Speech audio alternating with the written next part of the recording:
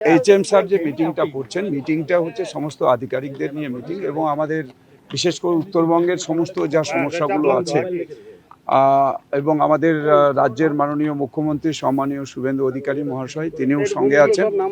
আমাদের এই বৈঠকগুলো সমস্ত হচ্ছে আধিকারিকদের নিয়ে বৈঠক, অর্থাৎ আমাদের প্রশাসনিক স্তরে যে সমস্ত সমস্যাগুলো আছে। আপনারা জানেন যে আমাদের বর্তমানে রাজ্যের মুখ্যমন্ত্রী যেভাবে স্টেপ নিচ্ছেন সমস্ত ক্ষেত্রে, আমাদের সংকল্পপত্রে যা বলা ছিল, আমাদের এই যে সম্মানীয় আমাদের স্বরাষ্ট্রমন্ত্রী সম্মানীয় আমাদের অমিত শাহজি, তিনি সংকল্পপত্রে যা যা বলেছিলেন সেটা লাগু হচ্ছে রাজ্য জুড়েই।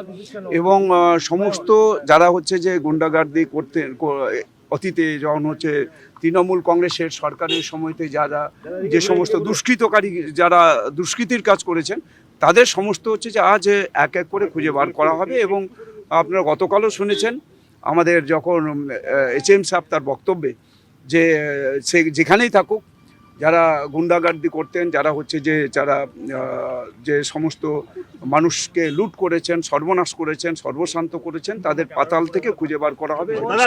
স্বরাষ্ট্রমন্ত্রী এখানে আছে, সেই জায়গায় দাঁড়িয়ে বারবার চিকেন নেকের কথা উঠছে। পাহাড়ের নেতারা ভেতরে আছেন, পাহাড় নিয়ে কি কোন রকম ভাবে যে পার্মানেন্ট পলিটিক্যাল সলিউশন সেটা নিয়ে আলোচনা হচ্ছে না?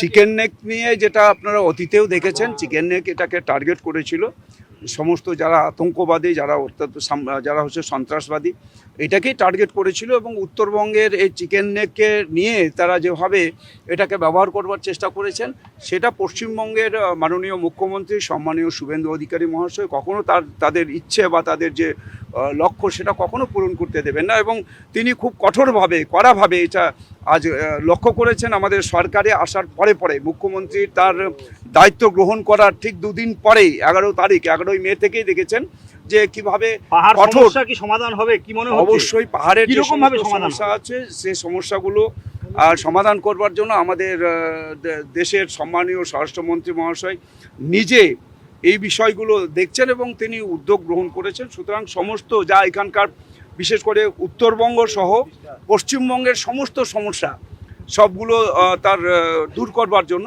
পদক্ষেপ।